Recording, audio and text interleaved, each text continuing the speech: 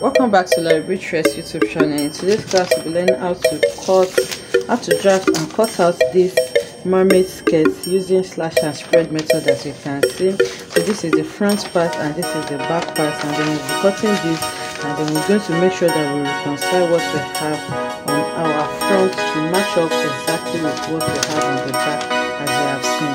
So it's a very simple tutorial and it's beginner friendly. This is something we like to learn. Kindly stay tuned till the end of this tutorial. Thank you.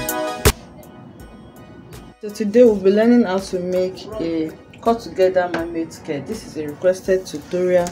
We've had several methods already on the channel, but we're going to be achieving the fullness for this mermaid skirt using the slash and spread method. So I have my pattern paper here and I'm going to be drafting it from scratch. So we'll need our basic skirt block. So from there we're going to modify that to form our mermaid skirt. I'm going to be starting with the front block. So here I have this as my starting point, which is going to double as my waist, and then from there I'm going to take the measurement for my hip. Okay, so now because this is going to be a bit wide, I'm going to be making it like a miniature so that my screen can cover everything and you'll be able to see exactly what I'm doing well. So now I'm going to make the total length that I'm working with to be around 20 inches. Okay, so now I have 20 inches here, which is going to be my hem, and then I'm going to note that point. So I'm doing this so that we'll be able to see everything that I'm doing very well. So here this is going to be the length of my skirt, this 20 inches, and this is going to be the starting point. Okay, so now I'm going to start taking the measurement. So the first one I'm going to take is the hip line. So from the waist measurement you take your hip line. So I'm going to use 5 inches for this. Remember, this is not a life size, so I'm going to be placing this as my hip point because I want this to fool my screen. So here now I'm going to mark that, and then I'll label it my hip line. Okay, so after that the next measurement I'm going to need is my knee length. So because this is a mermaid skirt, you don't want your flare to start exactly on your knee length so that the person can walk easily, and also there's this fitting it gives when you go above your knee a bit. So now let's say my actual knee length is 13 inches. I'm just going to go like 2 to 3 inches upwards to give it that full effect that I want. So now if your actual knee length is around 38 inches for a life size, you can work with 36 inches or even 35 inches depending on what you want. So for me now, because this is just a small size, I'm just going to be leaving my knee length at 11 inches. Okay, so I'm just going to leave it at 11 or 10.5 inches because I want the flare to be really full. So I have it there now. Just remember that it's not advisable to use your exact knee length where your knee length stops. You don't want to use that. You just go up a bit. So this is my knee length, and this is going to be my hem, which is the full length. So after that, the next measurement you start taking is a circumference measurement. So here you take your waist measurement. Again, because this is just a small size, I'm just going to leave it at 5 inches. Here, if you're adding that to it, you add 1 inch for your that allowance. Here on the hip line, I'm going to take my hip measurement. So here I'm just going to leave the hip measurement at 7 inches. Okay, and then I'm going to add 1 inch seam allowance for sewing. So here also I had 1 inch seam allowance for sewing.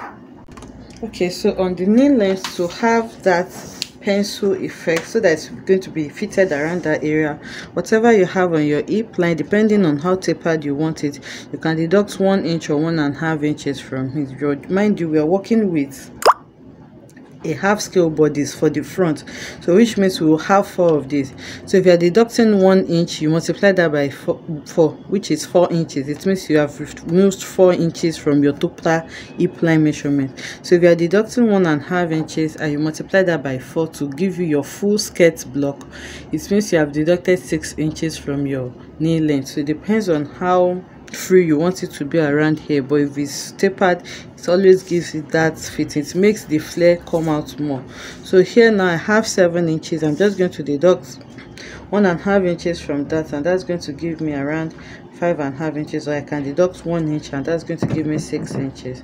So if I have 6 inches here, I'm going to add 1 inch seam allowance to that also, and then I'm going to connect all of this. So I'm going to connect from my waist to my hip, and then from the hip I'm going to connect to the nail length, okay, like this. So this is what I have. So now, because I'm using slash and spread method, if you're not using slash and spread method, you can just connect this in a slant form like this. Whatever I have here, I'm just going to take it down to form a full skirt. So I'm maintaining the same 7 inches, and then I'm going to connect it. So after this, now I'm going to take my dart. I'm just going to place it somewhere, but remember that you need your nipple to nipple measurement for your dart placement, okay? But because this is not a life size, I'm just placing it there, and then I'm going to take a dart of 1/2 inch on both sides, and then I'll connect it like that. So this is my dart. I remember that I already added my dart allowance there, so I'm not going to have any shortage. So this is what my full block looks like, and then I'm going to cut this out, and then we'll modify this to form our mermaid skirt. So you can also use this to cut out your back panel. The only difference is that when you're cutting the back, you add your zipper allowance to it. And remember that we already added seam allowance to this skirt, which is which is the 1 inch that we added here. So you don't need to add any seam allowance to it again. So for the back, I'm just going to place this directly on it, and then leave out my seam allowance of 1 inch, my zipper allowance, sorry, of 1 inch, and then I'm going to cut it out. So if you want to do bum allocation for this, you just need to deduct like 1/2 inch or 1/4 inch from your knee length and your waist length, and then you connect it. I have a tutorial on that on the previous mermaid skirt that we did, but the main focus of this is just to introduce fullness to this using slash and spread method. So I'll just go ahead and mark out the 1 inch seam allowance, place my skirt on it, and then cut this out. Okay, so I'm gonna have to cut this out now, and I've labeled this. This is my zipper allowance, the hip, the knee, the hem, and the waistline, and then I also have my dart there. So I'm going to set the back panel aside now and work on the front. So now, to modify this to a mermaid skirt, what I'm going to do is to measure what I have here on my knee length, and then I'm going to divide it into 2. You can divide it into 4 also, but I'm just dividing it into 2. I have 7 inches, so divided by 2 is going to give me 3.5 inches. I'll go over to the hem also, and then I'm going to measure what I have there, and then I'm going to divide that also into 2, which is 3.5 inches. So now I'm going to make that into a straight line. So this straight line stops on my knee length, as you can see, and then I have it there. So now I'm going to bring in my scissors, and then I'm going to slash this open up to the nail length, which is here. Then to introduce volume so that I can spread this, I'm just going to raise this a bit, and then I'm going to cut this also up to that end point here. I'm not going to cut it completely, so you can see I have cut it from here to here so that I can spread this. So because this is the center front, this is the front area, okay? So this is my center front here, and I don't want to have any joining here on my front seam. That's why you can see that I did not touch this, I did not spread this. So it's just going to be like an A-line skirt for the front part, and then I'm just going to spread it like this, okay? So you will see the difference by the time we are introducing volume to the back. So for the front, because I don't want it to have joining at the center front here, I'm not spreading this. I'm just cutting this side that corresponds to the side of my skirt. Remember, this is the center front and this is the side of the skirt. So I just slash this now, and then open it. Then the next thing now is to spread it. So I'm going to bring in a fresh paper, and then I'm going to place this on it, and then I'm going to spread it on it. So you can also spread this on your fabric directly if you don't want to use paper again. So now you can see how I'm spreading it. You can spread it as much as you want. I'm just going to stop this here now, and then I'm going to use my masking tape to hold this down. So I've held this part down with my paper tape. So this part that I'm going to spread now, I'm just going to spread this. Like I said, you can spread it as much as you want. I'm going to spread this up to here, and then I'm going to hold this also with my tape, so you can secure it as much as you want. And then we're not going to redraw our hemline. Okay, so now I've held this down as much as I want. The next thing now is for me to connect my hemline to my center front. Remember, spreading this will make this longer to elongate the length that we have there.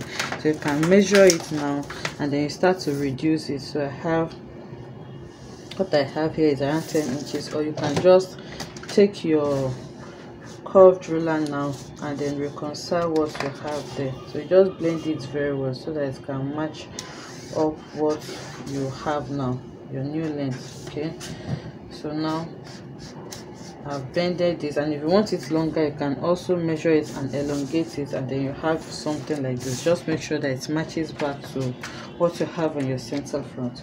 So now I'm going to cut this half, and then I'm done with the front. So we move straight to the back. So this is what it looks like after cutting it off. So now for the back, I'm just going to bring in the back panel, and just like I did for the front, I'm going to measure this now and divide it into two. I measure 3 I use 3.5 for the front. Also for the back, I'm using 3.5 inches, and then I'm going to be connecting the two together. So like I said, in the case of the back, because we're going to be adding a tail, a cut together tail to the back, which is usually at the center back, that's where your zipper allowance is. So the first thing I'm going to do now is to slash this at the center point where we made our division, and then again I'm going to cut it towards the side seam, but not completely. And then the difference between this and the one I did in front is, for this back part, I'm also going to cut it towards the front. Okay, you can see I'm entering into my seam allowance now, but not completely. So the reason why I'm doing this is so that I can spread this also to elongate the tail, which is going to be sweeping at the back. Okay, so you can see the difference now. So I'm going to bring in a new paper also and spread this on it so that I can show us what I'm doing. Okay, so I have my fresh paper underneath this now, and then I'm going to start to spread it. So the first one I'm going to spread is the side. Remember, this is where I have my zipper allowance, so I'm just going to place it like this and then spread the side as much as I want. But what you have to do as a reference point, remember, you're going to be sewing the back to the front on the side seam. So whatever spreading you're doing, make sure you reconcile it with what you have spread to the front. So that's going to be your guide. So you can see where I have my front now, so that I can sew it back easily. So now I have it at that point here, and then I'm just going to use my masking tape to hold it down there. I hope you understand what I'm trying to. So if you're going to increase your length, whatever increments that you have done to the front on the side, you have to also do it to the back so that you can easily sew them back together. So now we have secured the side. Now we move to the center back. So for the center back, to create the tail, which is usually very long, you can open it up as much as you want.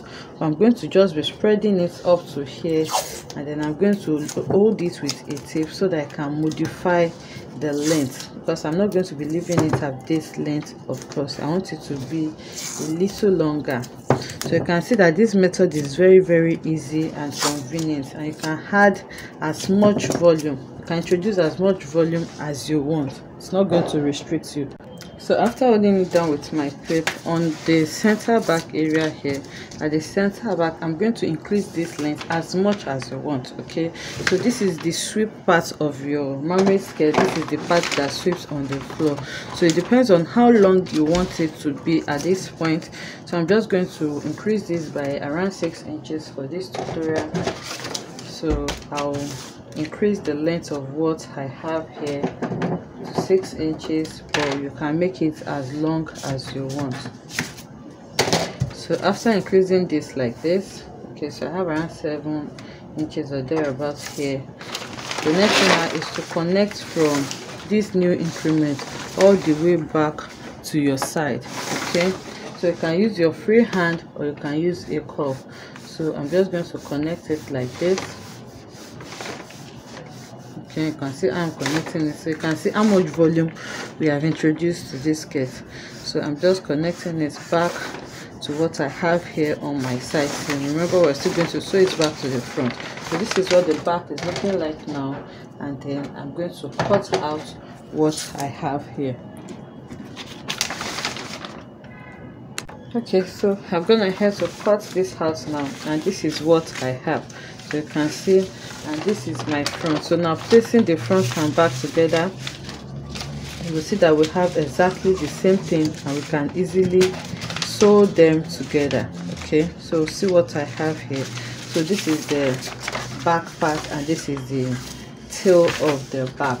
So like I said, you can either spread this directly on your fabric, or you spread it on your paper and then transfer to the fabric. So what you just need to do now is to place this on your fabric and then cut it out. So if you want us to do a tutorial on the sewing part, you can let me know in the comment section, and then I'll consider doing that also. So I hope you enjoyed making this tutorial with me. If you have enjoyed it, let us know in the comment section.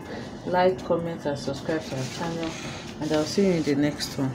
Bye.